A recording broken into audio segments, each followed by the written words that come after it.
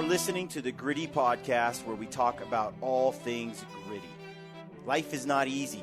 It never was, and it never will be. A good life takes grit. Prioritize who you are and who you want to be, because life isn't fair, and a little grit can make all the difference.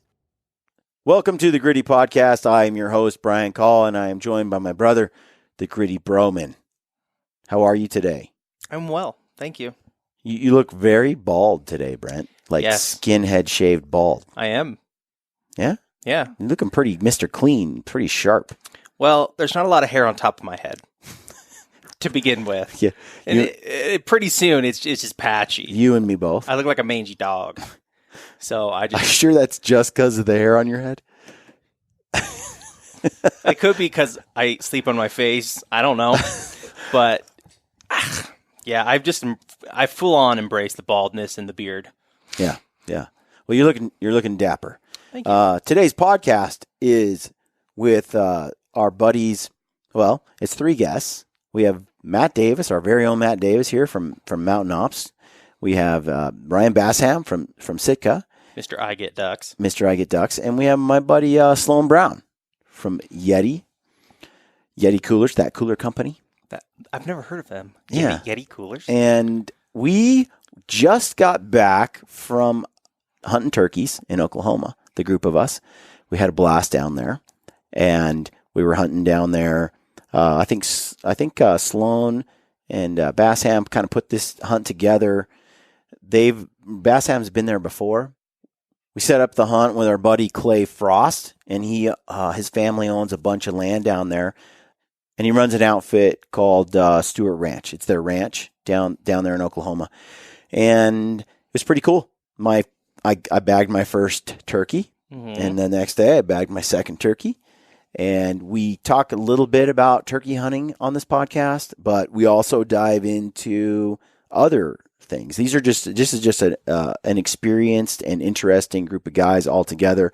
And I wanted to get them talking about hunting in general, and so we discuss we share some stories on greatest misses, like the ones that cut the deepest, because the most haunting of misses. Haunting. Anyone who's been there and done it has been the ones haunted. that keep you up at night, right? And we discussed a couple of. We got into. Sloane asked a great question, which was, do you punch your tag? Do you not punch your tag on some of these haunting misses? Mm-hmm. And we get into a discussion on that, and we talk about turkey in general and some of the experience we had down there in Oklahoma. It's a very, very interesting podcast. You edited it, Brent. You weren't there, but you listened to it. Mm-hmm. Your thoughts? It was great podcast. A lot of great guys that they're killers. They hunt everything. You got Matt Davis, Mr. Tradbow. Most people don't know, but he's also Mr. Shotgun. The guy has like 50 shotguns. And Bassham has killed like 12 or 30 some odd kinds of turkey species. Like the guy's been all over the world hunting turkeys. I don't think there's that many species there might of turkey. be, because he yeah, lists them off like they're nothing. We do learn some things about turkeys. I learned some things about turkeys. They are just an odd critter. This is a snood. You see that? Yes, I looked up some turkey facts. Get you? Yes. And I learned that there's a direct correlation between a snood and coccidiosis. Mm-hmm. Right. That the longer the snood is, the more resistant they are. Therefore, the women, or the female turkeys, I'm not sure what they're called. Hens. The hens prefer a longer snood because it indicates disease resistance. I was sitting there calling the toms roosters. It's like, that rooster came, they're like, it's a tom, Brian. Like, oh, yeah. Who was that guy that you were with that had that sweet mustache? Aaron Kidd was my partner in crime on this hunt, and I love that dude. He is hilarious. If you follow the Instagram stories, he's witty. He's a country boy, and it was fun to hunt with him. A snood, Brent. I asked this question: does snood size matter? Well, I think Wikipedia can answer that. And it's hanging off the turkey's face, and it's in anatomical terms, the snood is an erectile, fleshy protuberance on the forehead of turkeys. Protuberance is the word that makes me feel the most awkward. I don't know, erectile, fleshy, that sort of gets my attention as well. But that could be a finger. But there's only one thing is a protuberance. Protuberance? Yeah. Well, it sounds like an invasive potato. It seems like the longer the snood, the sexier it is to the hens. Yeah. And the only correlation, a big muscular dude represents that's a healthy young male, and a big protruding snood indicates that it's a healthy young Tom. So apparently size does matter to the ladies. Somebody got on here. Some of these comments on this post I made are pretty good. Aaron said the snood puts her in the mood. And Bat Davis said it's not the size of the snood on the gobbler. It's the size of the gobble you can make with your snood. What? Do you gobble with a snood? This one I really enjoyed as well. Nobody ever talks about snood girth. Like, girth is important, right? It's a good question. This other guy wrote, growing up, we called it a gibbler. Used in a sentence. Look at that. Look at the gibbler on that gobbler. Bam. So I don't like it. I had a friend named Gib, and I called him Gibbler. But it's a cool podcast. We have a good time on this show. Before we get into that, though, we did get some comments on some recent comments on our podcast. We just want to go over a few of those. And I did have a pet. I'm just going to roll right into the pet peeve. Hit me. I'm going to hit you with this. I was listening to my buddy Ben O'Brien on the Hunting Collective podcast. He had Stephen Ranella on the podcast and another guest. I don't recall her name. They work at Meat Eater. And they brought up the Game of Thrones discussion. And I'm right there with Ranella.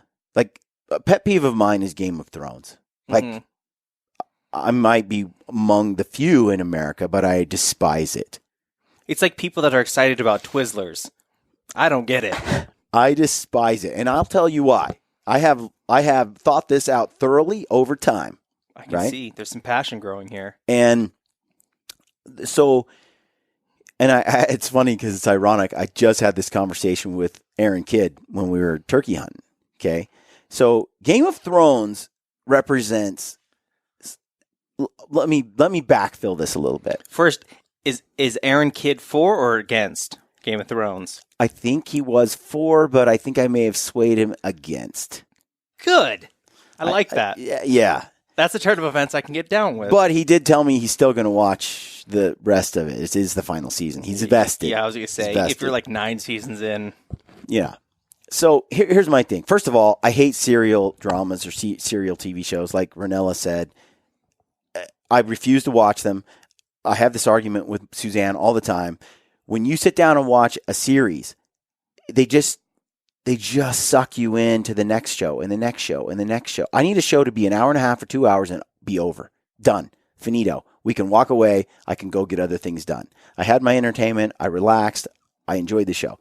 This is like a life commitment. This is like hours. For years. The gal on Ben's podcast mentioned some 100 hours of watch time. Now, it's fine.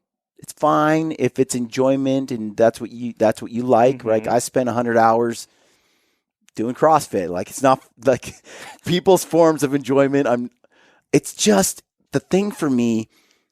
I'm an avid reader, and I read the first 4 books of Game of Thrones. Okay, and I became bitter because here's the deal. It starts out like with some noble characters.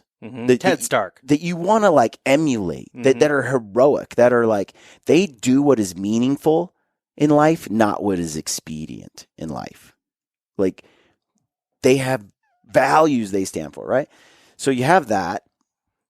And then everyone noble and worth emulating in life that has a soul, they die in like by the end of book 2. Mm-hmm. And you're sitting there going, okay, now all that's left is the cesspool of humanity. And you're reading it and you're like, but surely there's going to be another character. Someone will rise. Someone will like have a transformation. And they tease you. They make it seem like there's one or two characters that are going to rise up. Yeah.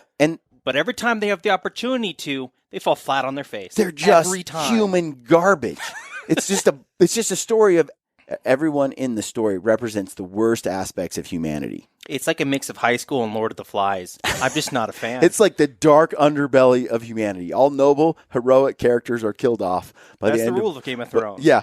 And I got to the point where I'm like, I don't want to watch something where people are so disgusting. Like, I don't aspire to be that way. In most classic stories, right, that have stood the test of time. The ones we tell all the time, over and over again. Yes. You have the archetypical hero Mm-hmm. and the archetypical villain, right? And it's a story of the two and how things, like how it turns out, right? And the hero doesn't always have to win, for me, but he has to exist. Like, and I prefer it if he wins, but here's the deal. Game of Thrones doesn't have an archetypical hero in it. It doesn't. It's void. And it goes on book after book after book. So that means, what does it represent? At the end of the day, for me, all it represents is a fascination with the morbidity and the shallowness and the disgusting aspects of humanity. Yep. I don't like it. So if you look at something like Lord of the Rings, which was somewhat mocked on Ben's podcast, as well as Harry Potter, I would argue that those stories have heroic individuals in them, Mm-hmm. like Frodo, right? Everything's stacked against the guy. He's no athlete. He's not Frodo's fit. great, He's not but it's all about Samwise. Samwise, whatever, it's all right? about Samwise, bro. They're given what they have. This is a tall order. Mm-hmm. Yet, what they do with it is heroic, right? It's not a big deal when the muscular athlete that can kill everyone with his sword is also the hero. What's heroic is when the person who doesn't possess any of that goes into the face of danger and overcomes. That doesn't happen. If you live like that in Game of Thrones, you're going to get killed off in the first book. Yep. So I'm just not down with it. I'm just not. There's my rant. I'm pissed off about Game of Thrones. Just point out who the hero is for me. That's all I ask. Jon Snow. I've heard that thrown out a few times. He's not heroic He's at all. sleeping with his sister, I think. Like, I lost track. But, I mean... He's not that heroic. I mean, he's there. He's better than the cesspool lineup of characters that are also there. But he's the best of the garbage. Yeah, I'm not into... there's another... So, for example, I guess some of it depends on your worldview, but here's the deal. This is a quote by Viktor Frankl from Man's Search for Meaning, which everyone who listens to the podcast knows I'm a fan of that. And in this book, he says, "For the first time in my life, I saw the truth as it is set into song by so many poets, proclaimed as the final wisdom by so many thinkers. The truth, that love is the ultimate and highest goal to which man can aspire. Then I grasped the meaning of the greatest secret that human poetry and human thought and belief have to impart. The salvation of man is through love and in love." And I agree with that. And I don't see that in Game of Thrones. Rather, I see the salvation of man is through those who have the most power and wield the most power, gain the most power, and do whatever it takes to get that power. And so you have totally different worldviews, right? You have one that's like, do what is meaningful in life, and then one that do what is expedient, whatever gets you the most power, whatever is the easiest. Lie, do whatever you need to get ahead, to be the conqueror, to be the winner. I don't like anything it stands for. The other thing that he says is this, same book, Viktor Frankl. "A human being is not one thing among others. Things determine each other, but man is ultimately self-determining. What he becomes within the limits of endowment and environment, he has made out of himself. In the concentration camps, for example, in this living laboratory and on this testing ground, we watched and witnessed some of our comrades behave like swine, while others behaved like saints. Man has both potentialities within himself. Which one is actualized depends on decisions, but not on conditions. And I feel like what you see sometimes in Game of Thrones is people who are shaped by conditions that are not self-determining. That rather they're forced into betrayals and actions and things that they have to do to survive or to win. And they're a victim of a circumstance rather than them choosing to be self-determining. One of the things that Viktor Frankl said is the best among us didn't make it out of concentration camps because they refused to do some of the evil things that it would take to do that. Now, did they, which ones lived the better life? They survived, but did it have meaning? I don't know. It gets a little deep, but for my part, Game of Thrones sucks butt. Agreed. Thank you. So read one of those comments we got. So we had a comment from Matt Anderson on Ryan Carter's podcast we just did a while ago, episode 463. That was an elk hunting podcast, and it was legit. It was all about pre-rut tactics. Like if you got an early tag, and not just pre-rut. It was it was tactics from like pre-rut, beginning of August to the very end. Like what would Ryan do throughout? Because he shifts strategies big time, hardcore from like phase to phase. Matt Anderson, he asked, what game camera did he say he used and what was the cheaper / good option? I was trying to go back through and find it, but I couldn't. I went back through and I found it. And it's, Ryan uses all stealth cams. Every single one of his cameras is a stealth cam. And he prefers the more crazy expensive ones that are like $500 to $600 a pop once they're all set up and done. But he said the cheaper under $100 was the P series and the G series camera. One of those is just pictures and one can do video. So go take a look at that. It's on stealthcam.com. And he said that really when you're jumping up into the other categories, it's not like reliability or I think it was just about 4K ability to record and take like super high quality photos and videos, right? And some of them are now in color. Yeah, therefore you're paying for. But if you just want scouting information, yeah, those cheap ones should do the trick just fine. You don't need anything crazy like that. Yeah. Anything else? Born 100 years too late. Oh yeah. I liked that one. Yeah, his comment. He's a cool dude. He has a YouTube channel also, which I went and spent about an hour watching different videos that he's put together. Older gentleman who has hounds and lion hunts. Is a houndsman. Yep. And so we just did our recent podcast with Randy Pixler, and if you missed that, I really think you should go back and check it out. It's a great podcast. I just really enjoyed the lion hunt. The mountain lion hunt, and I thought that it was informative as far as scent and tracks. And I mean, the more I think you learn to read sign, you know how scent works, the more effective you are as a hunter overall. 100. I learned so much about scent during that. Things that I've never even thought about or occurred to me. So we do get into the philosophical discussion on predator hunting.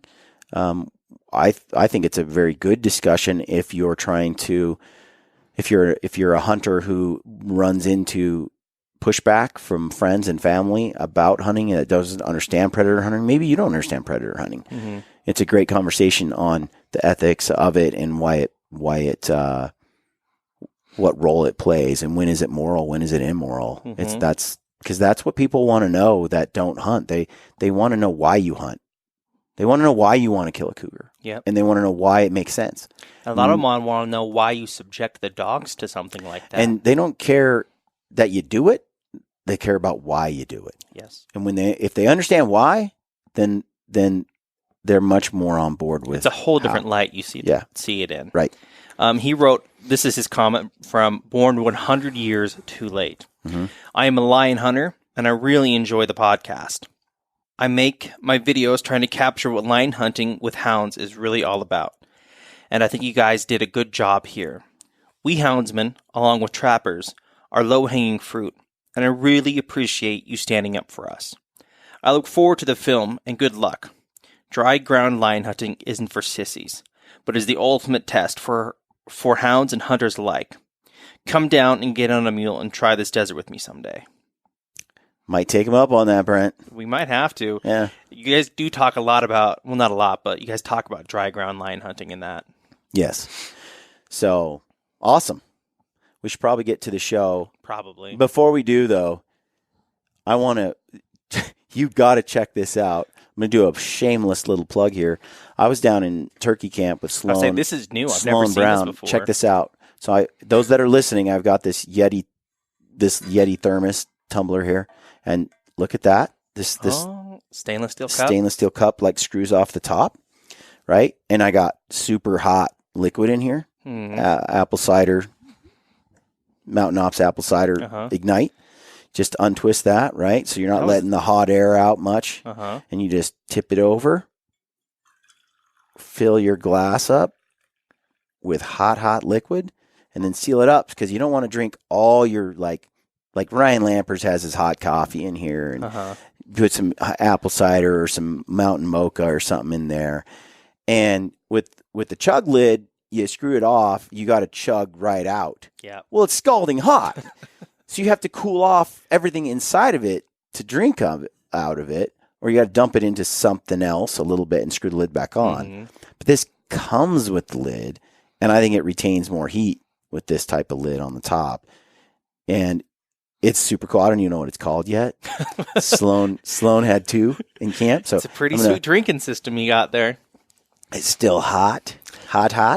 And no, it's pretty legit. I'm excited about this one. No, I will not backpack with it. This is not a backpacking thermos. But that seems like a tree stand hunter's dream but right there. Holy crap. Tree stand, ground blind, turkey hunting. It's like, especially those cold weather hunts where you're just glassing for elk even right out of camp. This is going to get some... Anytime you just have to sit outside. Anytime you have to just sit outside, body heat just seeps out. Yep. All right. We got to go. I got a phone call coming in. Hope you enjoy the show. Let us know what you think. We appreciate all your support. And stay gritty. Stay gritty. What's the red one? What's the red flashing light mean? Yeah. No, we're in turkey camp in Oklahoma. Has anybody gotten a tick yet? You know what? I thought I was going to check your your cornhole. Yeah. Sloane hasn't helped me yet. As far as I know, from what I can see, I don't have any, but Sloane's going to confirm later. What better time than now? Let's do this. I'm kind of surprised. You know what I think it is, though? Yeah. I think because it's been so wet, I think that actually helps. I remember that too. Yeah, because I don't know on the dog training side of things, but in the summer or when tick season, I'll have a dog get in the water and get completely wet because I swear it helps. It helps difference. Keep ticks off the dog, and I wonder if 100%. that's somewhat applicable to our situation so far. Yeah. Which is fantastic. Sounds right to me. I'm okay with it. I hate ticks. I do too. Last time I was here in OK, I not had a tick. 23 on me. Whoa. Really? 23. We were hunting with Scotty Lego and Austin Land. Oh, yeah. And I had 23 ticks. I've still got little marks on my side. I was Really? so worried I was going to get Lyme. And they were the baby ones, right? You just get those tiny little pecker They scare heads. me, man. Dude. The worst I Lyme ever disease. had was in Mexico. We were in the Yucatan hunting ocellated turkeys, and I'm not kidding. We were like a bunch of little monkeys picking them off each other, and they've got weird where they got white ones and those little bitty they're not seed ticks like what we think of here. They're different. They're creepy. They were freaking me out. They're creepy. I I shot that whitetail with you Yep. in Montana. The mule deer. Mule deer.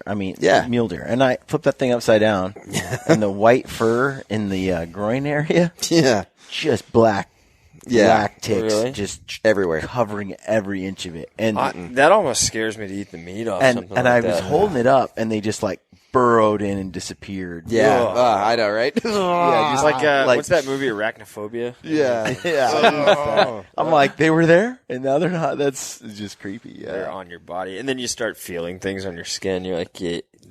Luke was doing that tonight. He's like, whew, shaking his pants. He's like, I swear I got ticks. I'm like, you don't have ticks, dude. You're okay. Too funny. Well, let's talk about the weather here. It's been good for the ticks, it seems like. We're down here hunting turkeys. We got Matt Davis, Ryan Bassham, and Sloane Dog Millionaire. Sloane up. Yeah.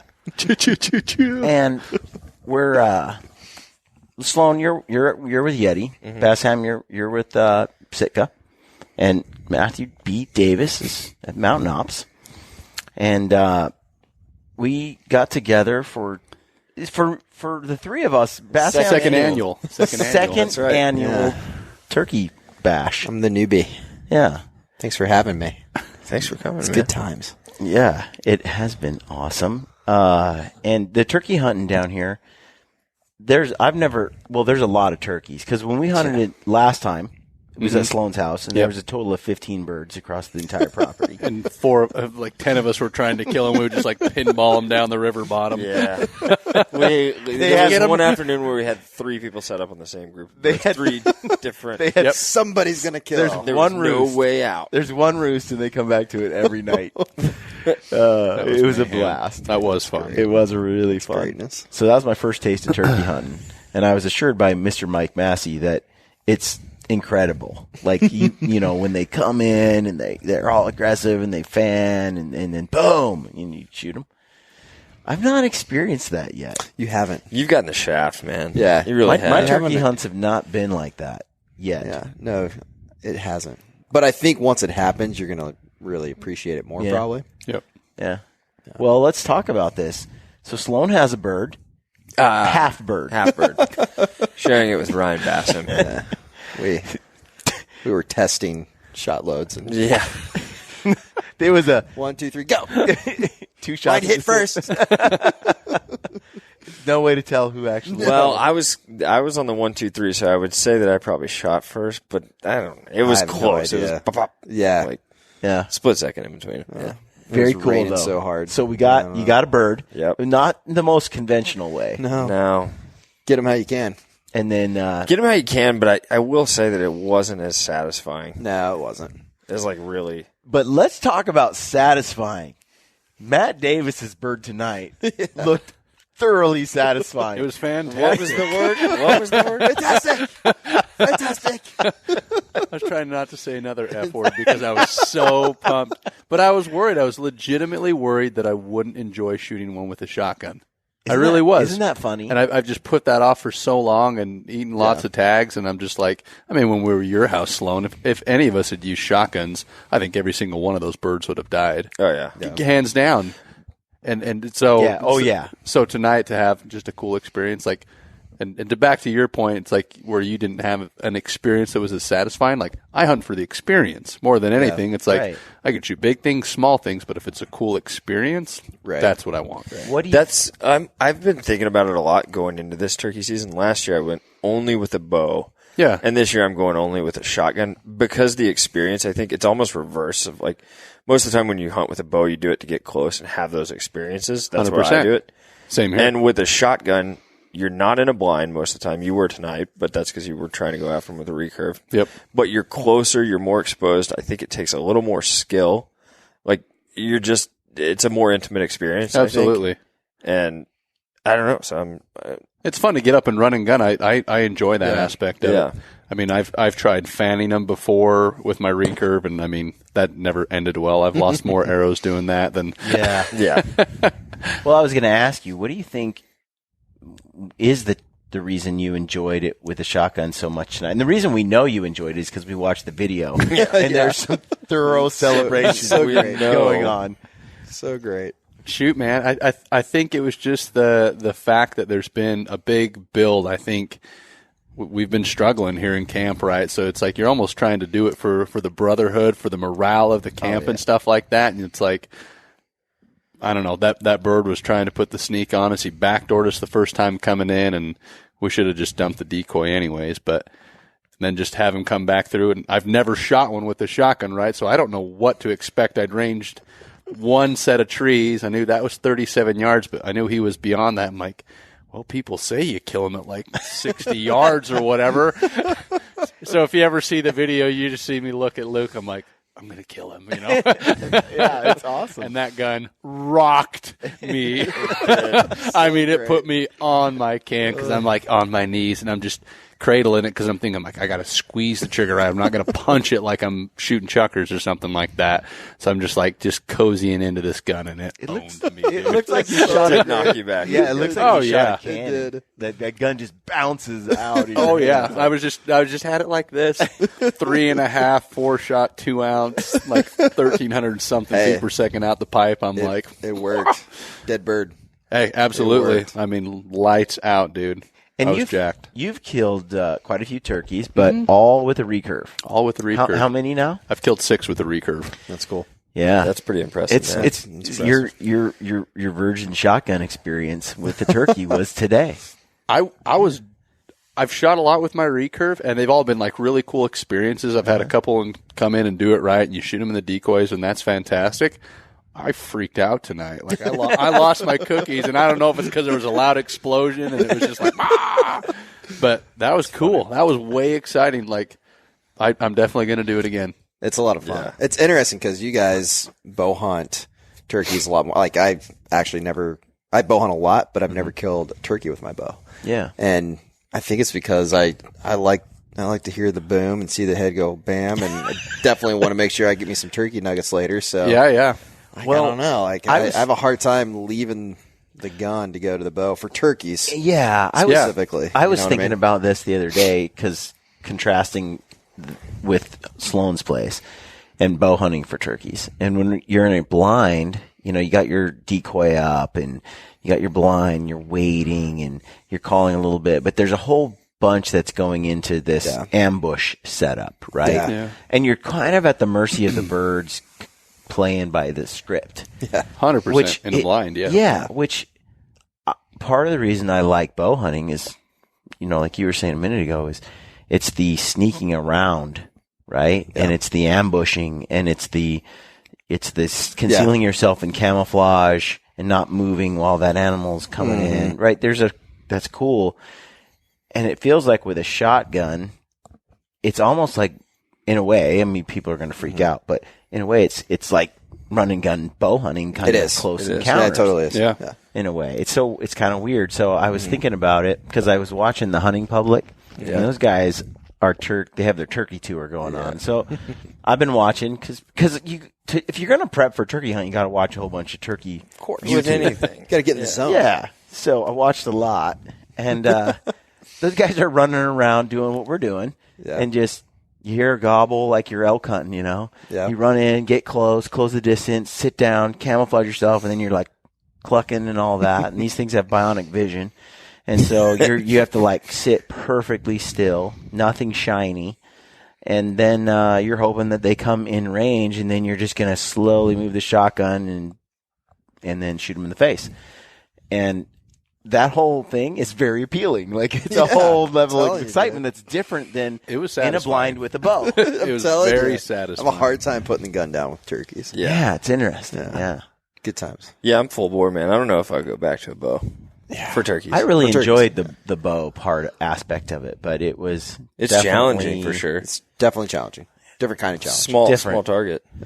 Yeah, I thought, the ultimate is run and gun, and then draw your bow and actually pull off the shot.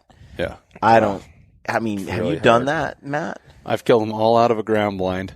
I've just and that's the thing, kind of what Sloane was just saying. Like he doesn't know if he'll go back. It's like I think it depends on the situation or the hunt that I'm going into. Like last year, I went on 4 different turkey hunts and I only killed 1 bird. It's because I wouldn't pick up a shotgun. It was more of a pride thing than whatever. I'm like, I got to do it with my trad bow. I got to do it, the trad brethren, or whatever. It's like, but at the end of the day, I'm like, I'm so beyond that now. I don't give 2 craps about that. Yeah. I want those experiences, and I want to have fun hunting. It's that barrier in front of you, that blind in front of you. It just kind of separates you a little bit from that bird. It is cool because it is cool to sit there and have that close encounter experience in a blind, but like they're different. But can you get drawn on a turkey? I mean, I bet the odds are low. I was talking to It's tough. outside of a blind, I mean. Outside of a blind, yeah. With the recurve, probably there's easier. there's a lot of guys that do it. Absolutely. I mean, if they come in and they're doing it right and they're on deeks, I mean, as soon as that fan goes up and you're looking at their poop chute, it's like they can't see you, right? So a lot of guys are waiting until they give that you happens. Yep, until they're winking at you with their butthole. I and can then see they'll- that. I was feel just like down in Florida with Flip Pallet, and he's like trad guy to the core. He's Yeah. killed 60-something birds with his trad bow. Yeah. and they do it. They set up to where the caller, somebody has a fan basically in front of you, and they get the bird to go past you, and you shoot them when they go past. Yep, so that their exactly. fan's back. Yep. Yeah.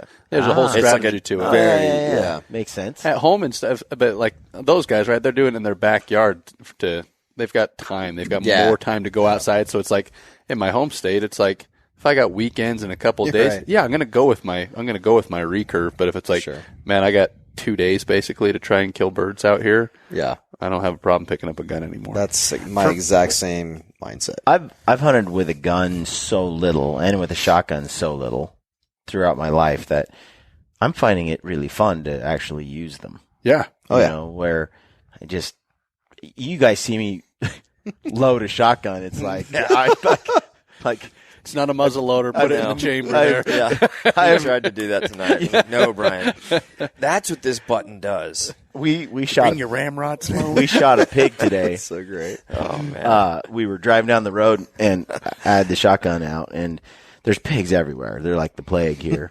And this I want one. boar runs into the road.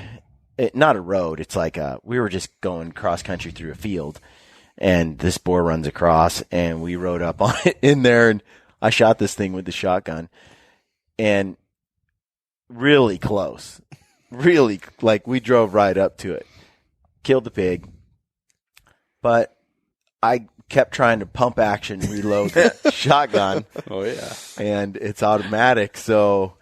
Bang, bang, bang. Yeah, I was like, it's not. Oh yeah, Doing this. yeah. So it was same thing tonight with the turkey. It's just such a habit because I'm never The guns that you have shot were pump all in the actions. past. We're all There's a pump lot of action. guys that do that. It's like, I remember I was selling one of my guns and it was a pump action. I was kind of getting away from the guy's like, yeah, I sold my semi-auto because I could not shoot it. There's a lot of people that do that. It's They just hard to grow go up on a back and pump, forth. and it's Yeah. hard to hop back and forth. Yeah. Yeah, I duck hunted hard for about 5 years and just had a pump action shotgun. I like Yep. the pump. That's what I grew up on. And so, and that's all I'm messing with this newfangled thing, and I can't seem to get it to go. That's awesome. But We should no. probably talk about where we are. Give Clay a little shout Yeah. out, right? So you want to take that? Yeah. So we are at Stewart Ranch Outfitters in Waurika, Oklahoma. It's run by Clay Forst. Is that how you say it? Forst? Waurika. Yeah. Waurika. Waurika. How did you say it? Waurika. Waurika. I don't know. I mean, it's spelled all It's funky. like southern Oklahoma. Clay was giving us a rundown on it's like you see some of the names around here, like Oh, different yeah. towns and stuff, and you think they're pronounced one way, and they're We're right at the Chisholm Lookout. it's for profiling. Chisholm Trail, yeah. Chisholm Trail Lookout. That's pretty cool. Yeah. But great operation. It is cool. Cool I mean, place. A lot of A land. lot of Good dude. history, A lot of generations of 150 ranchers. They It's celebrated their 150th year really last cool. year. Yeah.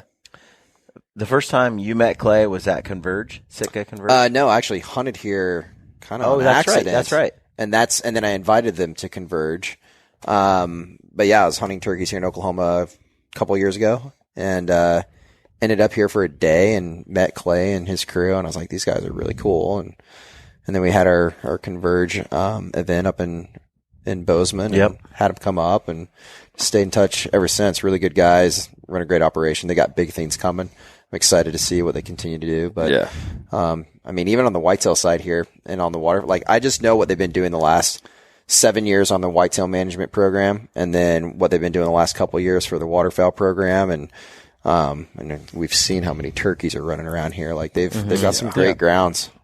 It's gonna be cool. My only experience with turkeys so far is Stewart Ranch and Soggy Bottom Ranch. Oh, soggy bottom. It's Sloane's the place. shallow water ranch. Again. Oh, I wish yeah. everyone could I see mean, Sloane's face when he said that.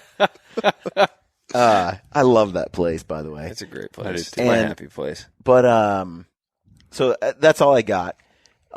We got into birds on Sloane's place, the same like 12 birds, but here, dude. They're I just don't know everywhere. anything else. So you guys tell me. Well, I mean, there's a ton How- of land here. How That's- do that's these the birds thing. compare? Because it seems like everywhere we go, there's a bird. Yeah. Everywhere. Yeah. They've got a lot of ground though, like 30,000, 33,000 acres Yeah, on this chunk, 33,000 yeah. acres, and yeah, when you have, I mean, there's a lot of this ranch. I mean, there's a huge portion of this ranch we haven't even seen yet. Yeah.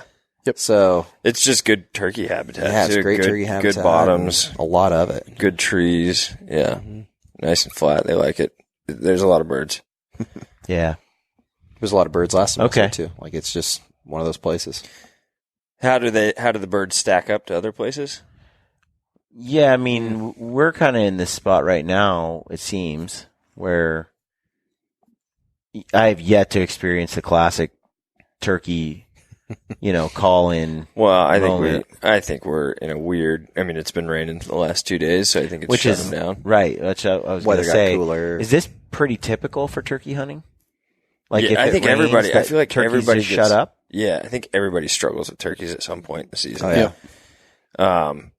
But I mean, Rios typically are pretty aggressive and pretty dumb on the spectrum. Like I would say Osceolas are the hardest, Easterns are the second hardest, and Rios and Miriams are probably a toss up. Yeah. You know I turkeys think better that's than I do. though. that's fair. Yeah. That's how I'd call it. Is it weather dependent though? Like, I think- do they shut up in the weather? Do they? The weather definitely can affect, as far as when hens start, going into heat and it affects that breeding cycle, I think. And then, yeah, I mean, like when it starts to rain and the weather, gets cooled off, like, yeah, it changes the game and they adjust and therefore you have to adjust. Someone was saying, if it storms all night and it's thunder and raining and all that they gobble throughout the night. Yeah. And then the next day they're just not as amped up. Have you guys experienced that? I mean, I've typically after a big thunderstorm, I've seen, gone out and try and catch a bird on the roost if I haven't roosted them the night before and they're not as vocal, but, I think just like anything, it can, circumstances vary.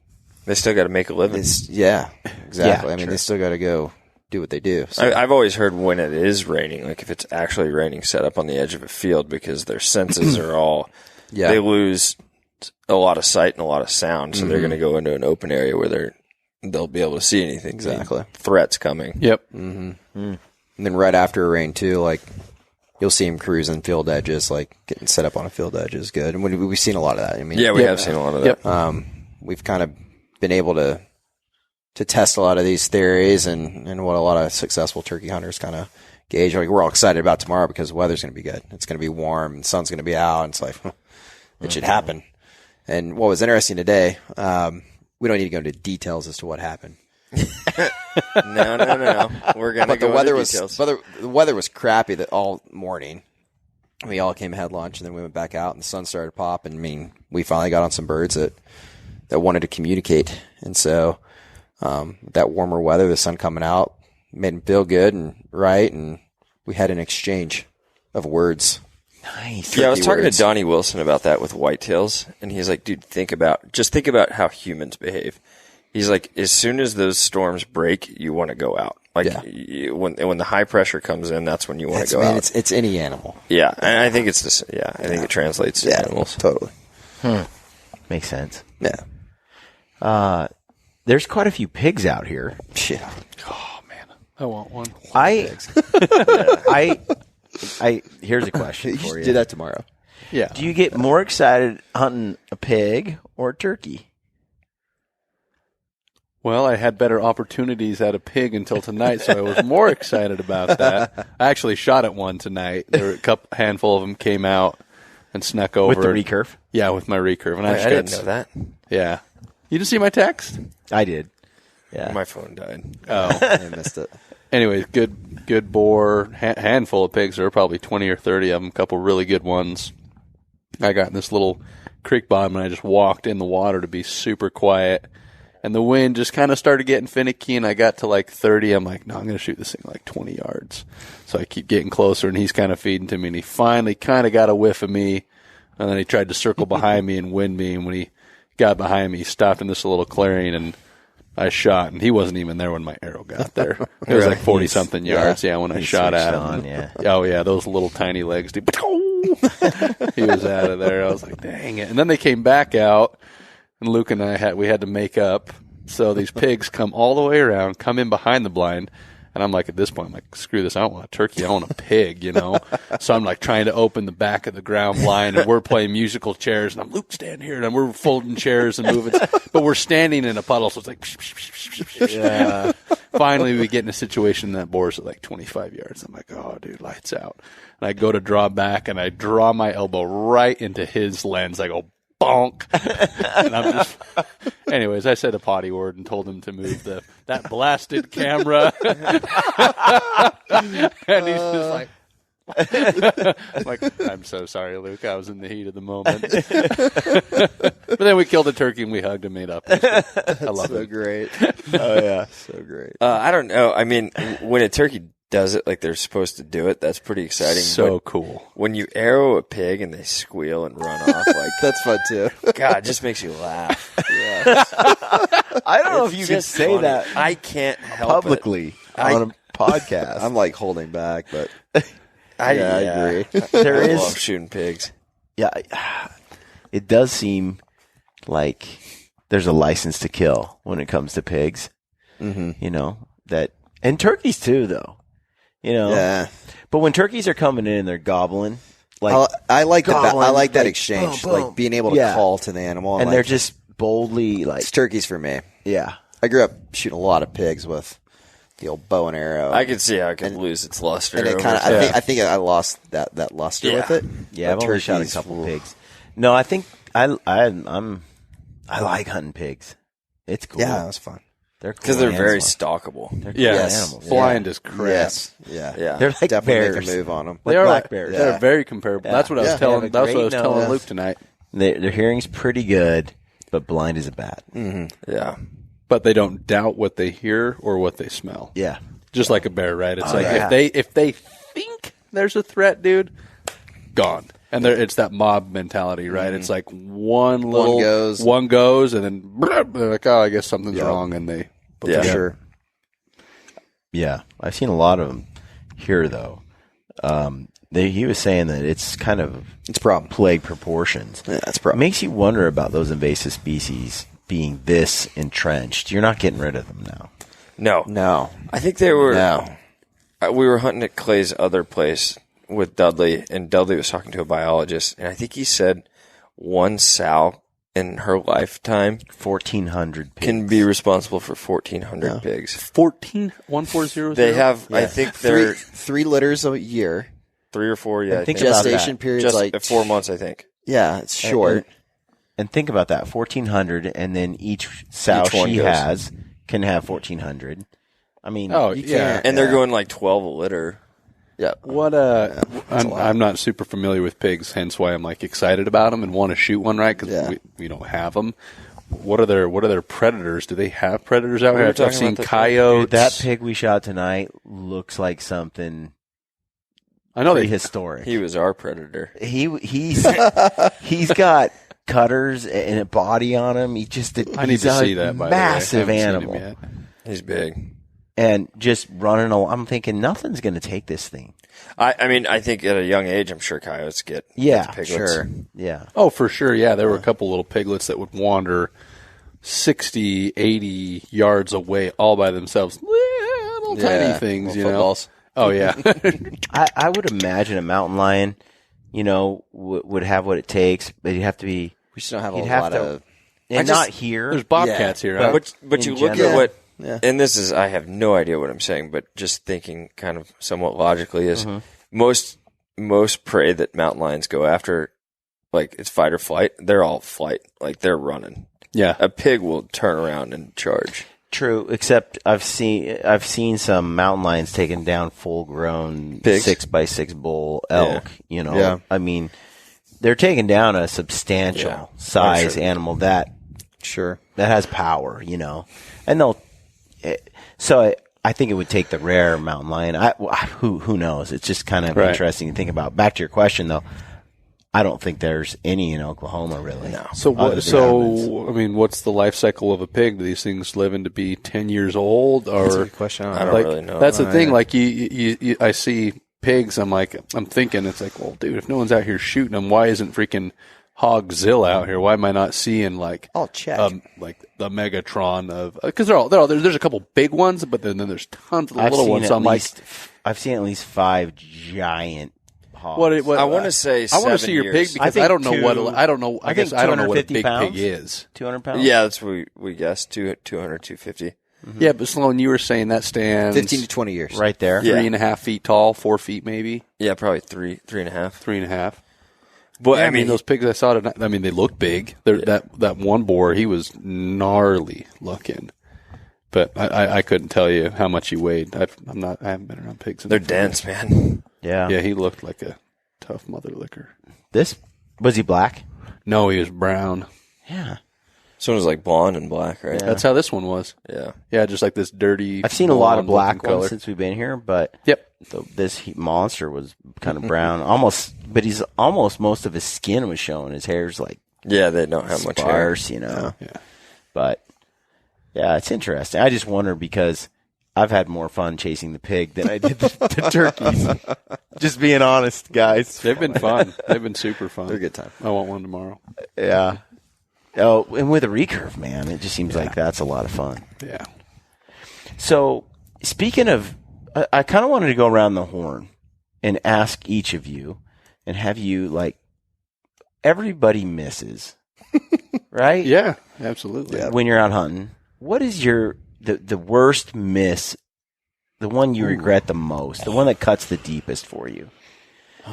And, you know, Bassham missed tonight. Did. Not that I'm rubbing salt in a wound. No, I not missed at all. as well. I shot at a turkey. Yeah, no, I mean, tonight. if you hunt long enough, you're going to miss. But how many times have you missed a turkey? 2 times? 2 times. They've both been Both here. in Oklahoma Both here. at this I was property. gonna. How many turkeys have you killed? Ooh, a lot. You've been just You've massacring been them spoiled. in Montana this It must be your age catching up to you. Been fortunate on turkeys the last several years. year. Yeah, you're a good hunter. Yeah. I know my biggest miss. Let's hear it, Sloane. man. Well, and I didn't completely miss. It was a wound. A wounded. 2 years ago in Colorado, I was out with my boss before work hunting elk, and we were close to private property, and we called a bull in, and I think I had him at like 45 yards. Shot him. I thought I missed. I thought I shot under him. And so I'm like head in the dirt, like kicking myself, and he was walking off, and I saw blood on one of it on his side of him, and I was like, "Oh wow, I hit him!" So I went from the lowest to the lowest, back up, like, "Oh, I hit this thing." The roller coaster. Found the arrow, That's a really clean pass through, blood all over it, and he went to private property. So I pulled up Onyx Maps. I'm like, "Okay, who's this landowner? I got to get in touch with him." Jeff Gordon, the NASCAR driver. And I'm like, oh my God. Really? Never gonna, yeah. And, so I was like, all right, well, I got to get back to work. I had a conference call with Sitka and got on the call, and everybody's like, Sloane, did you kill an elk? And I was like, actually, yeah, I shot one this morning. They're like, what the hell are you doing on the call? Like, go find it. And I was like, I remember that now. yeah. And Do you so, remember this? we were talking about, the Diverge photo contest, and one of the girls in the office submitted a photo, and she's like, yeah, I shot this photo of this guy named Connor Coleman. And I'm like, oh, he's the ranch manager for Jeff Gordon's ranch. Like, it all came together. I'm like, do you have his phone number? I need to get a hold of him. And I got the phone number. We tracked him to where we last saw him bed. He bumped out of there. We tried to go in from the downwind side. He bumped out, and there was no blood from there. And the next 7 nights I was out there looking for him, never found him. That's rough. Yeah. I think he lived. I heard he lived. So that one stung. And the other one was with you. I didn't even get the shot off, and the rangefinder hit the release hit the rangefinder. That was a bad one. That was so fun. That was fun, huh? It was so fun. And we set up on the edge of this rye field. A couple nice bucks were coming down this one funnel. So we get there just before we decide I don't remember, like last minute, and we go to hang some tree stands in there and get in there to hunt. And there's no time. Like it took too long to try to get the tree stands, and the tree's funky, and it's the only tree. You're in Texas. Like you don't get to choose a different tree. This is the tree. We know it's the tree. We just climb up in the tree, no stands, no harnesses. No, we stood in the tree, two of us standing in the tree. In the tree. And it worked. Yeah. And this nice buck comes walking in behind us, just like textbook, like we thought. He walked in behind us, and then he bedded down for like, I don't know, half hour maybe. Yeah. 20 minutes. How far was he away when he was bedded? 60 yards, I think, behind us. Yeah, it was a bit far, but he was looking right at us in the tree, and just staring and chewing his cud. So we couldn't move, and Sloane was facing he was at behind his back. Yeah. So there's no way you can't just spin around in tree branches. Yeah. And then the buck finally got up and fed like 25 yards to Sloane's side there. And yeah. I mean, when he bedded that like 60 yards behind me, I was like, when you watch those animals come in like that, it just builds the anticipation. Oh, and absolutely. The adrenaline just kept climbing. Goes. Yeah. It's not like if it pops out and you have no time to really work it up in your head. Yep. The same way. And so I grabbed my rangefinder out of my pocket with my right hand, pull it up, and my release swings over and hits the rangefinder, and just immediately bolted. Yeah, just that sound of that metal on and and that thing just. And he's pretty chill, and he just was so gone. They don't doubt and it. I remember I was so mad. And you were like, dude, you should have ranged everything beforehand. And I was like, Brian, I love you, dude. Not now. Not now. Oh, it's so great. well, there's a game trail like right there. Shut up. And I thought, he already ranged the trail and other things, because, we were sitting there for quite a while before. And We've all been there. We've all done it. Totally. I'm laughing. And Been there. I don't like to take shots when I don't know the yardage. Yeah. I will sometimes if they're real close, I can use a 20 or 30 and it's a dead animal either way. Yeah. But whitetail's body cavity isn't that big. And your deer in Texas, some of them are big. He wasn't the biggest bodied deer. No. It's not the biggest target. And 25, 35 yards, somewhere in that range, it's like, so, but yeah, that was a heartbreaker. Yeah, I want to hear y'all's. Yeah. You want to go first? I have multiple. I've missed a lot. You sign up for life. that when you go trad. Yeah, trad life. Yeah. Mine's actually a wound as well. It was actually at Jeff Lander's place in Alberta last year. I had an incredible hunt, but my problem was I always try to get too close, and I feel like there's that red zone, and then it's like this where you're too close, and I kept blowing opportunities. I would get too close to the deer. There was one time there were these two bucks bedded, and these might maybe like a little 150, not a little, but like a 150, but he was with a really, really nice deer. And I remember coming through the buck brush, and the wind's just howling, and I sneak up right behind him, and that other buck's about from me to those boots away, and I'm on my tippy toes trying to get up to shoot the big one, but he was like in this little indent. But anyways, that's not the story. I'm running around here. But last night, right, just like fairy tale ending type thing, there's this buck monster. I mean, probably 190 type deer.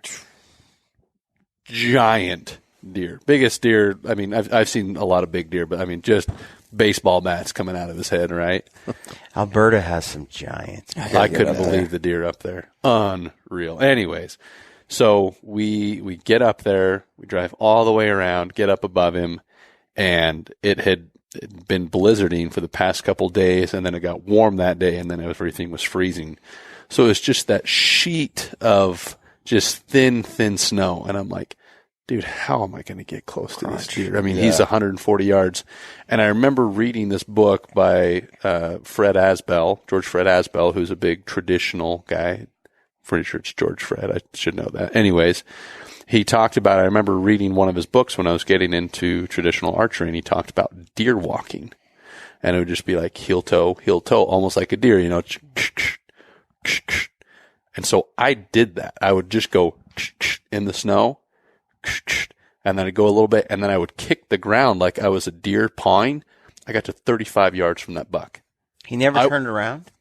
He looked over at me. I mean, I can just see his horn sticking up out of the buckbrush, right? Yeah. But I had the wind, and I got to the end of the buckbrush, and I'm sitting there hitting the buckbrush like I'm just acting like a deer, dude.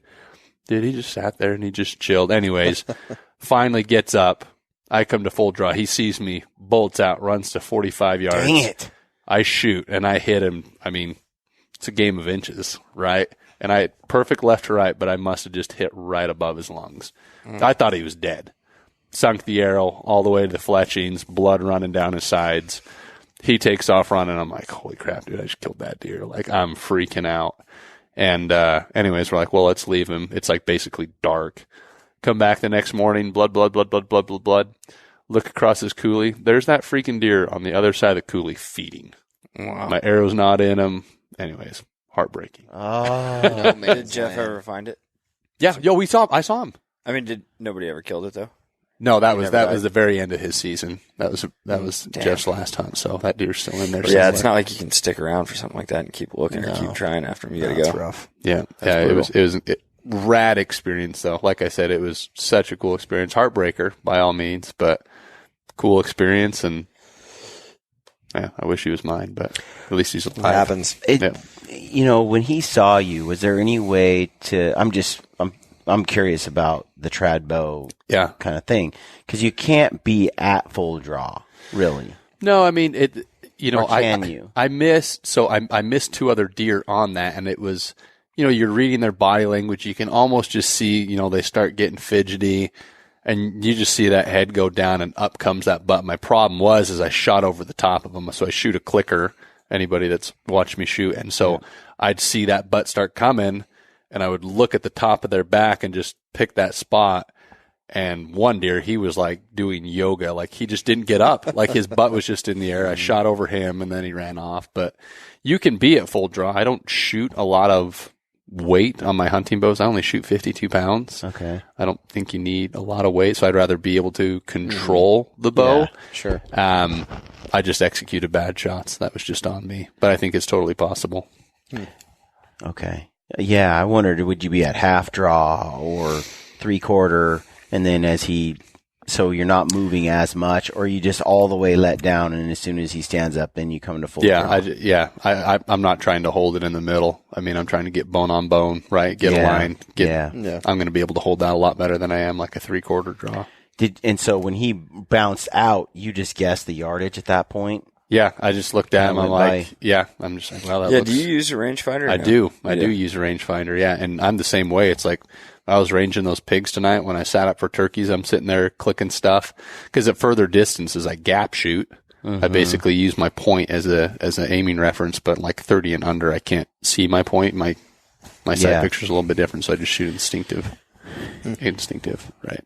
Yeah.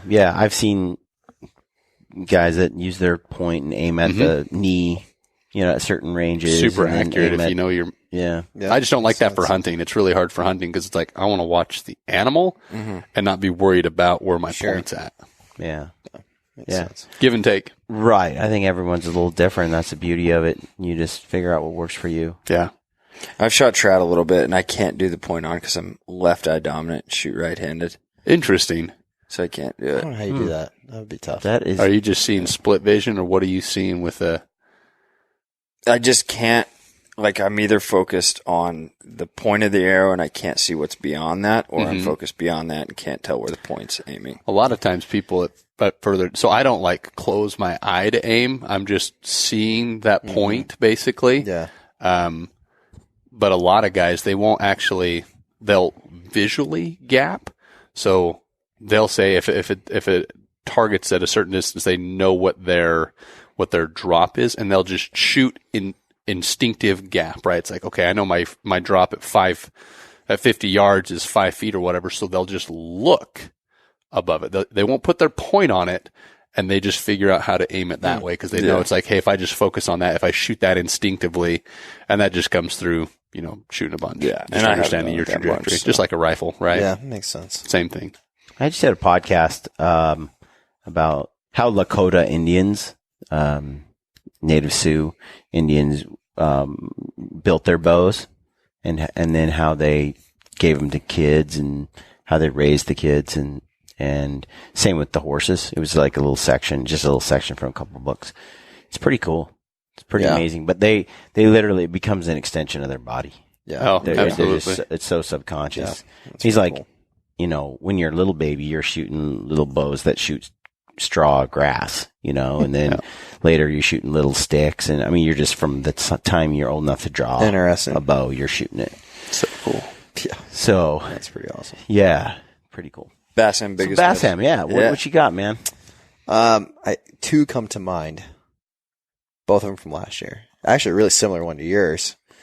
I was hunting a public piece in eastern Montana, and anyways, was by myself and packed in, and was going to stay out there for a few days, and this is actually right after you and I hunted together.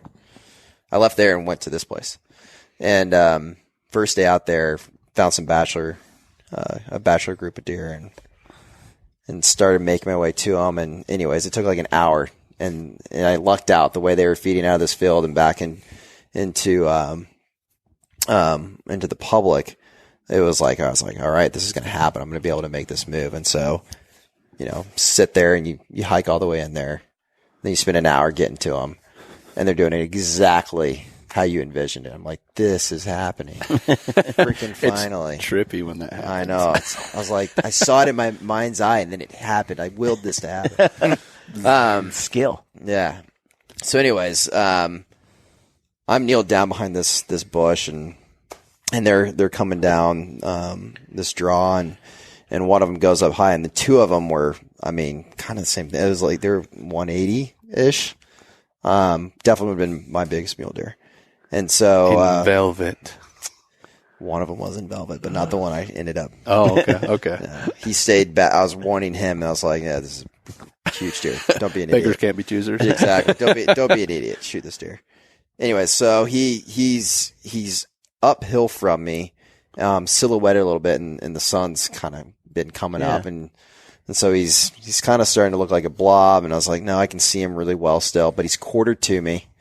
And he puts his head down and looks away. So I draw. And when I draw, I'm like, oh, my peep is twisted. Like it was tied in, like never had an issue. And so I'm like fighting all these things, and finally I get it to where I wanted it. And I was like, okay, I feel good about the shot. Release the arrow. Wham. Same thing. I think, I hit a little high. And so there's about this much arrow sticking out, and I felt good about it. I was like, smoked him. He's done. And, I waited for, I don't know, probably over an hour just to give him time, and never found the arrow, never found any blood, nothing. How long is not?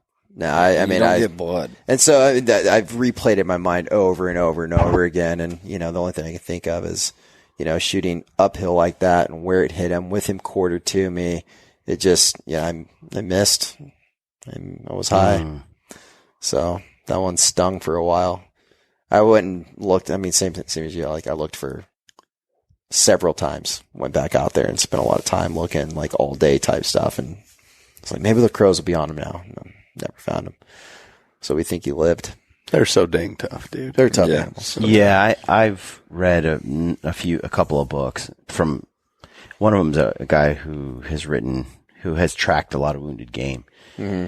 And he's like, if an animal doesn't hemorrhage from a chest cavity wound, anything from the diaphragm forward, if it doesn't hemorrhage, it will live 90-something% of the time. Even a single lung hit. He's like, if it can just not bleed to death, it'll clot up, and they have an amazing capacity to get beyond that. Infections, they can fight it. It's crazy.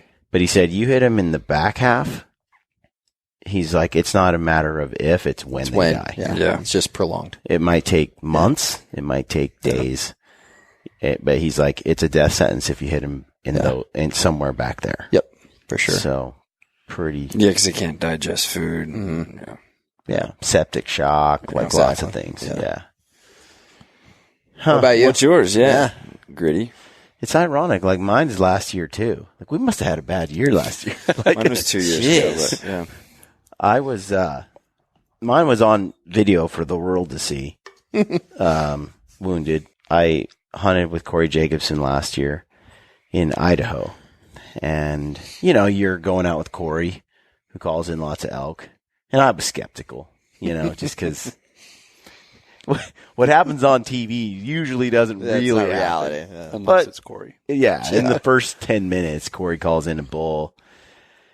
And, of course, the camera's rolling, and so this bull looks like it's going to come in straight on around this corner. I mean, he bugled at the top of this hill, and then he bugled the second time, and he was literally right on top of us, and we were scrambling to like, get set up, he's here. And then he comes walking around the corner, and we're still fidgeting, and Donnie is filming behind my shoulder, and the bull comes straight out. And where I got in a certain position because I thought the bull, there was a game trail, and it looked like he was going to wrap around and come down that game trail. So I came to full draw before he came around, and then the bull is standing there. He sees us. I mean, he looks right at us, and so we just didn't quite have enough time to get in cover. And he stares, but there's too many trees in the way, so I can't take a shot. And then he stares and stares, and I'm at full draw, and he's just looking at me. And then he's like, I don't like this. And he turns, and he goes up a little hill, and he's still looking at me, like walking and looking at me and walking. He bugled a little bit, and he's looking at me. So I'm not moving. He's on to me. Full draw the whole time. Yeah, so I'm at full draw the whole time. And so... and there's a bunch of trees, and he walks along the hillside, and I'm at full draw. I'm starting to shake because I've been at full draw so long. And I'm like, do I let down or do I fight through this, and take this shot? And I'm worried if I let down, he's going to just go. Bolt. Mm-hmm. And he's looking at me, but then he's looking at Corey. Like Corey's calling every now and then, and he still wants to get over there. And I'm at full draw, and as soon as he walks, his head pops behind a tree. I yank over and get my arrow pointed at him. And I'm like, and there he walks into a gap, and now he's looking down at me again. And there's brush in the way. I'm like, okay, this is my shot though. Like, can I shoot through this or should I not? And I'm like, I'm trying to determine if I can break through those branches or not. Looks like I can. And it looks like the trajectory of the arrow, all that, and I'm guessing it's like I think around 40 yards. So I'm holding the pin there, and I'm trying to steady. And admittedly, I was shaking pretty good because I've been at full draw for far too long now. And I felt like I was floating in the zone, and everything was good, and I let it rip, and I smacked it. Body, it looked like I thought I killed him. I mean, I literally thought I got him, and he jumps forward, and I was like, did I hit him too far back? Did I hit him low? At first I thought I hit him just low, and Donnie's like, it was hard to tell. The arrow zips by. There's no lighted knock. You're in these shadows and then light on the hill. Mm-hmm. We tracked that bull 9 miles. Whoa. 9 miles. Over the course of almost the whole day. Jeez. Till dark. He goes into this wallow. So he bled the whole way. I mean, so you hit him in the lungs? No. I don't actually know where I hit him. We replay the video, and it's hard to tell. It's only 24 frames per second.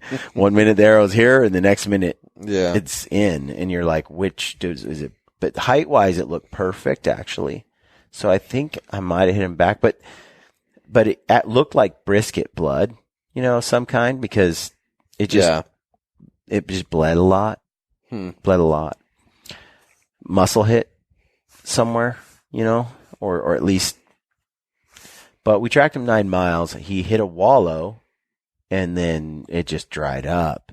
So the next day, David DeAustin came in with me to help me look while everybody else went hunting. And that guy is a bloodhound. He is, man. He is amazing. Like, he sees blood and sign. He's the most impressive tracker I've ever been. And I've been around some impressive trackers, but David was next level. And he's like, anyway, he was able to find where the bull bedded 300 yards from the wallow and follow it right there. And then you see his blood in the bed, and it looks like it clotted. Yeah. And then he got up out of the bed, and he was just gone. Never found him. Crazy. We tried. I mean, 9 miles, it was rough. A long it was way. like, holy crap. Yeah. So, I don't know. Like, people are always like, oh, yeah, I don't miss. Like, people miss. Like, it happens. If you hunt long enough, 100%, man. it's going to happen. Like, it sucks every time. Well, not only misses, you're going to have whoopsies where you make a shot you're not super pumped about. Sure. Yeah. well, and there's so much that goes into it. And let me ask you guys this, especially, well, it's the same with any weapon. Doesn't matter. Yeah. But you're in that moment, and it's, like Bassham, you were describing your turkey tonight, and you were not on a bench rest, like perfectly set up and ready to rock. You were like leaning awkwardly, shooting between a V and a tree, and right. And so the question is, a lot of the killers that I know, the guys that come home with stuff, they're able to, they'll take shots that are at the limits of their ability, because it's so infrequent that you get one that's a slam dunk. Yeah. There's So rare. It's not going to, it's rarely perfect. And that means you're maybe at full draw for a long time and somehow pull it off, or you shoot through some brush and it works. Yep. But so when do you forego the shot, and when do you take the shot? What's that line?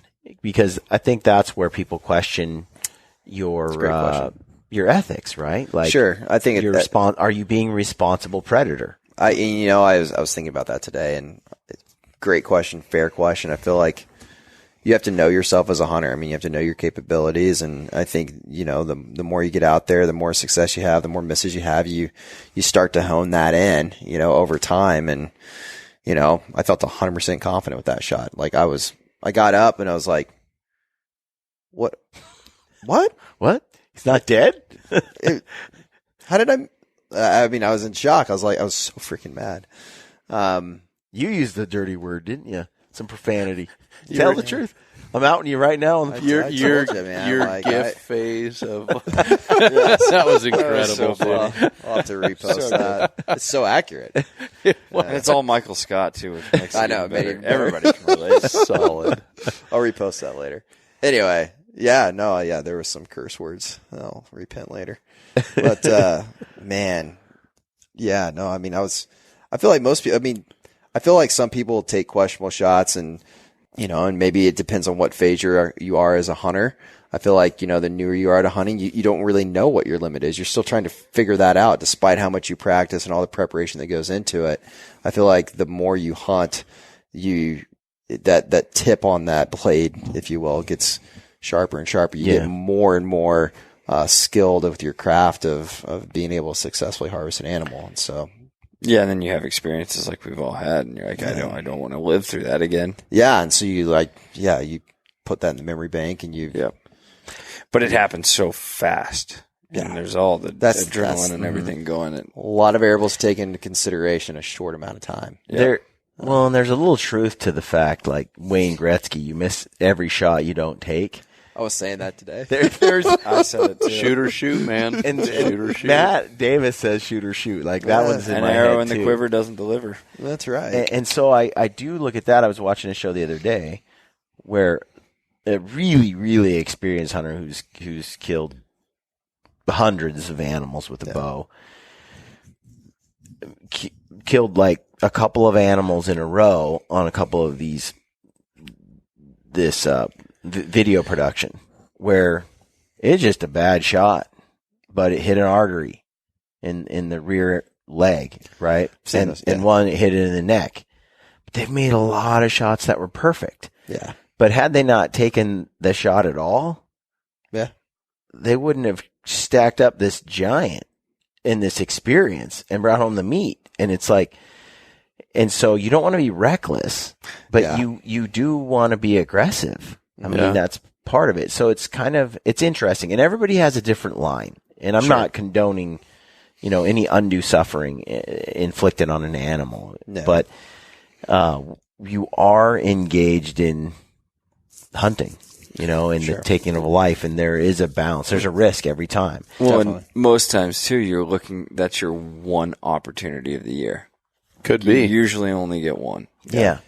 And so there's that goes into it too, and it's hard to let down. It is. When you're at full draw and you've got that opportunity. Mm-hmm. Yeah.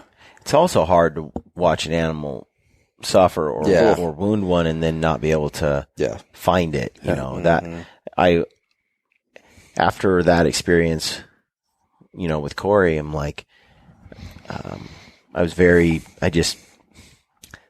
I needed, especially the follow-up shots on other animals. I'm like, I need my confidence back. I'm either taking a slam dunk shot that's really, or I'm just not going to take out, right? All right. So quick, yes or no. Did you cut your tag on the animal that you wounded?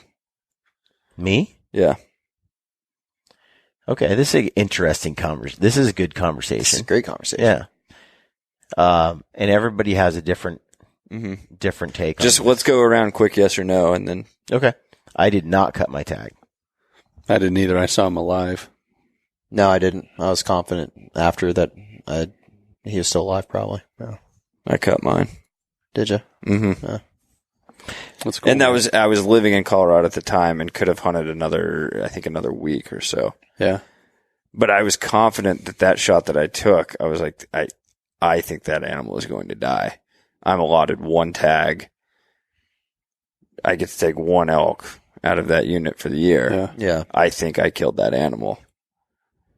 And I did it because like those are surveys and there's a reason that we're allotted one totally. and I think that I killed that animal, so I cut it. Yeah. Yeah, I think that's the first time I've ever done that though. I've been there before too, where I've been like, I'm not going to hunt anymore. I'm done. I took my animal. Sure. I've also done it the other way where I'm like, no, I think it survived and I'm not going to do it. Yeah, that's where I was at. But I've been in places where I'm like, it may or may not survive. I don't know. But I'm still hunting.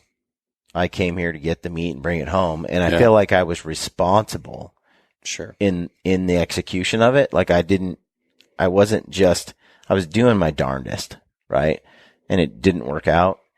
So I feel like if it's legal to continue hunting, and in a lot of states it is. In Alaska, if you draw blood, you're done.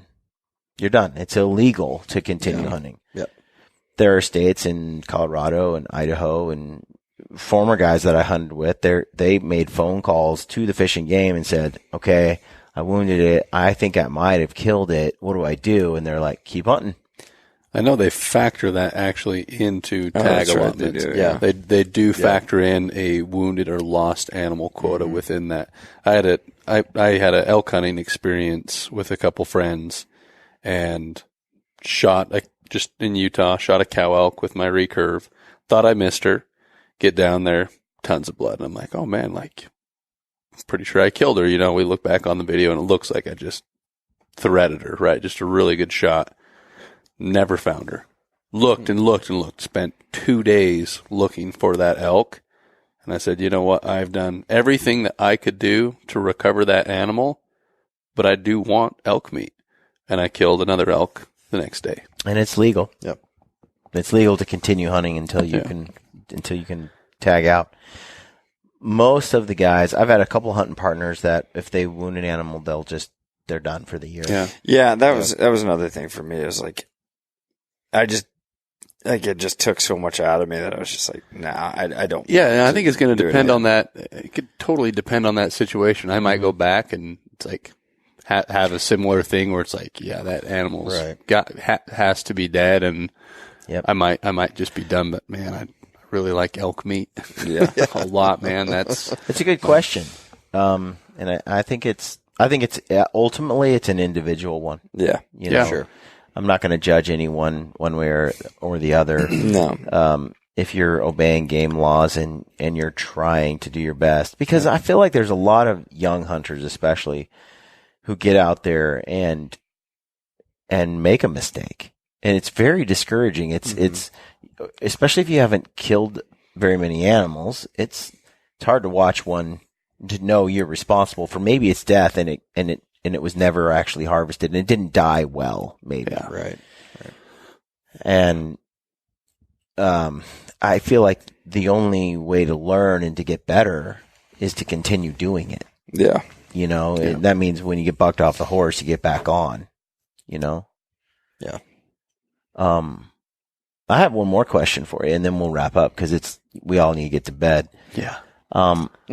You know, we've each been fortunate to go on a few different hunts. Like, I never thought I'd hunt moose in my life. I just didn't think I could afford something like that, let alone do it twice. And so I'm not rubbing that in. It's just, I feel like super cool opportunities. For sure. But let's say you're on a hunt like that, right? You spent maybe $10,000, $15,000, $20,000, whatever it is, a sheep hunt, for example. And you're hunting 5 days or 6 days, and you just don't get that opportunity. And you're out the dollars and the time and all the years you've been waiting, whether you come home with it or not, right? So the goal is to come home with something, but also the experience is really totally. But success in the form of what your objective ultimately was is part of that. You know, it's not like you can't salvage a good experience out of a failed hunt, but still, the goal is to kill an animal and to experience it.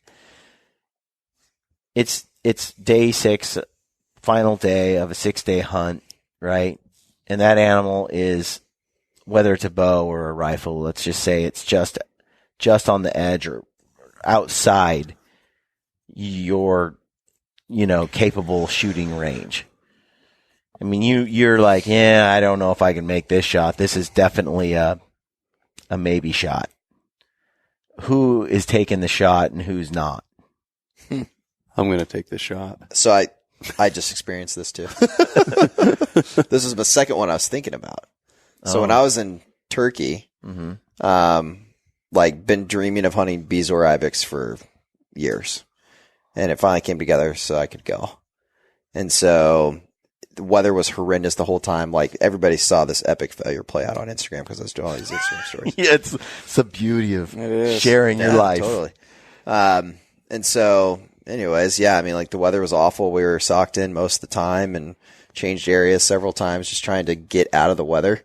And finally, last day, there's 30 minutes of light left, and the closest we had ever even gotten to a decent goat was probably 500 yards, and that didn't pan out. And then later that day, we get on the same one, and he's 918 yards. And talking about it with the guy, and he's like, look, man, where's your confidence level at? And I was like, I'm confident at 800. And I was like, I know where it should be shooting at that distance, at that different elevation change, et cetera, et cetera. And he's like, go for it. And so in the moment, it's like, it had been a great experience, like the cultural experience of being in a place like Turkey and seeing what we saw, and just, it was an amazing trip. He's like, you came all this way. You spent all this money. You might as well go for it. Send it. And so I shot just under him. It was close. It was close. A couple more clicks. A minute and a half. And it would have been a 918 yard successful shot. Yeah. So yeah, I don't know. I think, and it was one of those things where I wouldn't have taken the shot if I didn't think I could make it. Yeah. And, I've done some long range shooting and felt like I could make the shot. Matt, you said you'd take it. Yeah, absolutely. Shoot. Shoot, man. No, I think, it's interesting. I think all of us have even probably had or experienced this, but sometimes when you're almost on the edge of your confidence, it almost takes like the jitters away from it. You're like Absolutely. You're almost like, I'm almost more calm. I'm like, yes, well, dude, I'm just going to I'm going to give this 100%. Like, you feel like you're more mentally there. There's almost less emotion. There's less hype. There's less it's calculated. You think through that process because you're unfamiliar with it, kind of. You know, testing yourself at that limit within reason, right? It's like I love going to the total archery challenges, and I'll shoot my recurve at 110 yards, and within reason, I'm pretty good at my gaps, and I understand those. And I have an experience. I was in Montana, got up on these antelope, and wasn't going to get any closer. And there was this buck and a couple does. And so I'm on my belly, and I peek over, and I range him, and he's 75 yards. And so I sat there for a half hour. I'm like, well, at 75 yards, my gap's like 15 and a half feet. So I would just peek over, and I'm just looking up the hill. I'm like, what do I think is 15 feet? And I finally found a rock. I'm like, that's my rock. I'm like, I know when I sit up, he's going to see me because I got to clear the limb tip of my 900-inch bow or whatever. I know I have to get on my knees to shoot at him, and that's the point I'm shooting at, right? So anyway, so I get all set up, sit up. I see him stand up. When I see him stand up, he stands broadside, and there was just this little white rock on the hillside. And I remember I'm going to arc that thing down at him, right? And I remember I shot, and he had turned. He had actually, like antelope do, right? They're not going to stand broadside. They're going to look at you. And I bet you I missed that thing by like not even half a foot. Had he stayed broadside, I'm like 100% sure I would have killed him. Yeah. But there was almost like no emotion because it was exactly just that. It was totally calculated. I'm like, well, I know at this distance I have to do this. And I'll kind of grade my thumb. Like I know I can hold up my thumb to a target. I'm like, okay, I know that line on my hand at certain distances. I kind of create this little dope chart with my hand. So I'm like, rating it out there. And there was a level of confidence. I knew it was far, but I also knew I could make that shot. Sure. Yeah. Right. It just didn't pan out, but oh well. There's definitely been some other shots though that I was like, nope, I can't do that. Yeah. Yeah. Oh yeah. Yeah. And I think a lot of times it's almost like in the heat of the moment. Like I think like we just have people talk about like that almost like a killer instinct. Like there's times where you just know. Like you're almost looking at a situation and you find an opportunity and it's like if that animal hits that shooting lane, I'm dumping the string. Yeah. And I think it's just making decisions. I think you have to be confident in that and make decisions, and we're humans, and sometimes we make bad ones, and sometimes we make good ones, right? But there's not a perfect hunter out there. No, it's interesting you say that. I had a cougar in my early career of archery hunting that gave me like a 25-yard shot, and I just missed it. It was a big moment, a mountain lion. I remember you telling me that story. I just blew it, dude. I just choked. Blacked out. Boom. Shot went off. It was just like, whoa, what just happened? I mean, the cougar was walking at me and crouched and started to look like he was going to pounce on me. And so I just was like, shoot it, I don't know. Cause it had been tracking these elk and it was chasing them. I came to full draw as it was broadside, and it just, as I drew back, it just turned hard straight at me and just ran at me and then stopped about 20 yards away, 25 yards, and started to like shake its shoulders, and I'm like, oh my gosh, like this thing's going to jump on me, and then blackout, arrow goes off. I don't even know what I was aiming at. I don't think there was a pin on it. Like, I don't remember. And my buddy Anthony's like, well, where did you aim? Yeah, I don't remember. Like center, baby. Yeah, I just, and then fast forward years later, I had a wolf come in on a herd of elk, and completely different experience. More experienced, more knowledgeable, more capable. Came in, I'm like, it's a once in a lifetime kind of thing, like running into a cougar on a bow hunt. It's like, this doesn't happen to people. Yeah. And it comes in, and I was like, man, it looks 35 yards. And I came to full draw, and as soon as he hit that opening, I cow called really loud. Wolf stopped, looked my way. I settled the pin and punched it. And sometimes, and like you said, you get into that killer moment, you just kind of know. Yeah. You're confident. And it's You've made a making decision. decisions. It's making a decision. You've made that decision. You've analyzed and you've made a decision. It's not this emotional reaction. It's not the surprise. It's like you've made the decision to make that happen. Right. It's funny how it plays out a lot of times in your favors. Yeah. It's weird. It's like, I'm going to shoot in that shooting lane, and all of a sudden the animal stops right there. And it's There like, they are. yep, bump. Yeah. Well, we hunted in Montana last year together. Yeah. And we kept getting mule deer on these stalks, and I had I had mule deer shots from anywhere from 80 to 95 yards, like 4 days in a row. And I just didn't want to take shots that far. Yeah. But every afternoon in the heat of the day, we'd get back to camp and I was just putting them in a paper plate at 90 and 95. And I'm like, but then I'd go in the field and trying to get to 60 or 70 or something. And I just couldn't, I just didn't have the chances. We had a hard time finding some deer, and then you find one and you get one play and then it'd be too hot and it'd be over. It was like August. Yeah.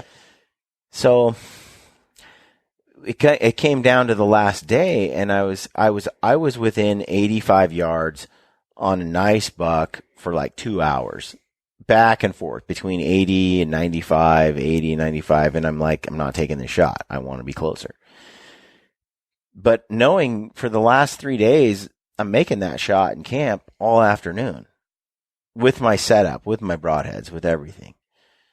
And on the last day, on the last hours, on the last bit of the hunt, and the hunt's over, time, money, energy expended, all this stuff, I've got a buck at 92 yards.